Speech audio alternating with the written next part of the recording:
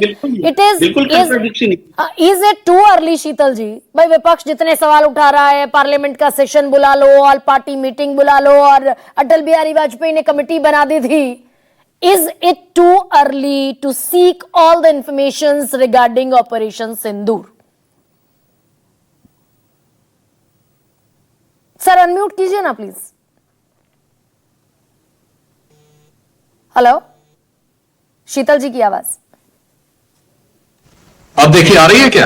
Absolutely Audible sir, कहिए please. हाँ, देखिए ये इस पे निर्भर करता है कि सरकार की रुचि क्या है। देखिए सरकार की जो रुचि है और जो सरकार कर रही है, दोनों में हमारे देश में फर्क है। और इसीलिए विमर्श में इतना अंतर आ गया कि विमर्श जो हमारे टीवी चैनलों में चला और प्रवक्ताओं ने जो कहा बीजेपी के, उससे ऐसा लगा कि भारत कम से कम पीओके तो लेने जा रहा है, भारत कराची पे भी बमबारी करेगा। भारत की सेनाएं टेलीविजन चैनलों के अनुसार तो घुसी गई थी और किसी ने इसका खंडन नहीं किया। सच्चाई इससे अलग थी। उस समय हम लोग बाहर थे, बाय द वे।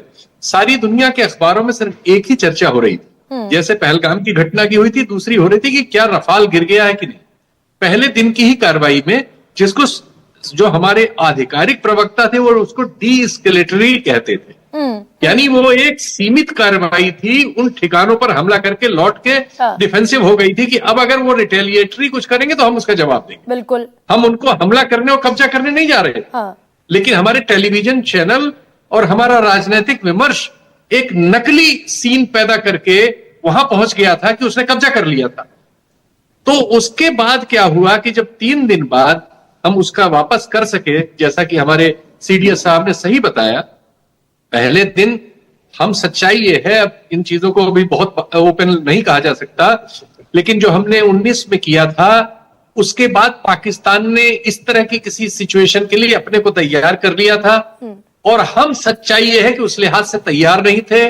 और हमसे अब खैर ये डिटेल्स आएंगे, लेकिन हमारा नुकसान हुआ इतना ही, चलिए इस पे इतने शब्दों में रोक देते हैं। उसके बाद हमने उसको 10 को ब्रह्मोस वगैरह का इस्तेमाल करके उनको नुकसान पहुंचाया है, इसमें कोई शक नहीं। वो भी अपनी चीजें छुपा रहे हैं, उनका एक अवाक्स गया है, उनके सारे इस तरह के जो फील्ड्स थे, जो नियरेस्ट भी थे, उनमें सब में गड्ढे हमने कर दिए हैं, ये सही है। लेकिन इतना ही है ये। इसके बाद ये भी सही है, क्योंकि पश्चिम के सारे प्रेस में छपा है, दुनिया की सारी मतलब रीजनेबल मीडिया में ये सब छपा है कि कैसे उनके उपराष्ट्रपति ने बात की भारत सरकार और पाकिस्तान से, कब की, कितने बजे की, ये सब डिटेल्स छपे हैं सारी दुनिया में। इसलिए हमारे सेना अध्यक्ष के लिए आसान नहीं था कि वो सिंगापुर में बैठ के हमारे मीडिया की तरह झूठ बोलता या इस तरह से गायब हो जाता। फिर भी उन्होंने बहुत संजीदगी से उन सवालों का सामना किया जो सवाल दुनिया के जहन में सबके सामने नंगे। हाँ, और क्या विपक्ष बड़ी जल्दबाजी में है क्या शीतल जी? गरिमा, ये हमारे लिए शर्मिंदगी की बात है कि भारतीय प्रेस इस काम को नहीं कर सका, और ये सूचना बाहर से एंडोर्स होके आ रही है, बाहर की एजेंसियों से, जो डे 1 से इस बात को पूरा नरेट कर चुके हैं, टेक्नोलॉजिकली एकदम थ्रेडबेयर बता चुके हैं कि कहां कहां कैसे कैसे क्या क्या हुआ। मैं इतना एक्सपर्ट नहीं हूं कि उस नरेशन को आपको बता सकूं, लेकिन मैं बता रहा हूं कि ये सब चीजें सबको, आजकल कोई चीज छुपती नहीं है।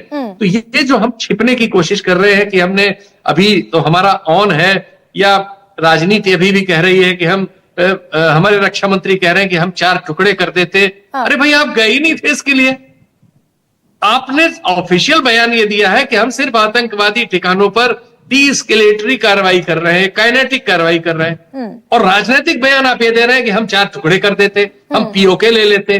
ये सब इस झूठ की वजह से समस्या हो रही है। और उसमें ये वाले सच जो है दुनिया में सबके सामने हो गए हैं, और हमारे लिए इससे हास्यास्पद क्या होगा कि हम अफगानिस्तान और इजराइल से एंडोर्समेंट ढूंढ रहे हैं। तो ये तो खुद दुनिया में एंडोर्समेंट चाहिए। पॉलिटिकल एस्टैब्लिशमेंट की बात में ये हो गई कि एक तरफ हम सिंदूर भी घर घर बांटने का प्लान था, बाद में बीजेपी के बड़े नेता ने उसे फेक न्यूज बता दिया, अखबार की खबर को। ये बिल्कुल अलग मसला है कि पॉलिटिकल डिस्कोर्स में हम किस एज को लेना हासिल करना चाहते हैं। लेकिन क्या जब हम मिलिट्री ऑपरेशन की बात करेंगे तो ये बहुत जल्दबाजी हो जाती है विपक्ष की कि पार्लियामेंट का सेशन बुला लो। भाई 62 में स्थितियां अलग थी, जब अटल बिहारी वाजपेयी के कहने पर नेहरू ने पार्लियामेंट का सेशन कन्वीन कर लिया था। अब स्थितियां अलग है। बताइए, ये बताइए कि प्रधानमंत्री अगर सिंदूर के ऑपरेशन पे देश के 64,000 पेट्रोल पंप पे होर्डिंग लगवा देंगे अपनी, सेना के बीच खड़े हुए, विपक्ष क्या बिल में घुस जाएगा? हम विपक्ष को क्या कहते हैं? हम विपक्ष को कॉर्नर कर दे रहे हैं। अगर हम पूरा श्रेय ले लेंगे जो काम सेना ने किया और जिससे जो भी नुकसान, हमेशा ही सेना करती है उस काम को, और सच हमारे सामने दूसरी तरह के आ रहे हैं।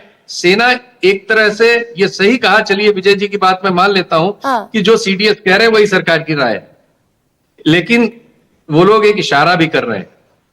उन्होंने दोनों जगह पॉलिटिकल एडमिनिस्ट्रेशन की जगह मिलिट्री एडमिनिस्ट्रेशन को ठीक बताया है और सीडीएस ने, यहाँ पे जो जिस तरफ आप और बात उनको ले जाना चाहते हैं रेशनल बताया है, जिस तरफ और उन्होंने ये भी कह दिया कि पाकिस्तान को हमें साउथ एशिया की बातचीत में शामिल रखना पड़ेगा।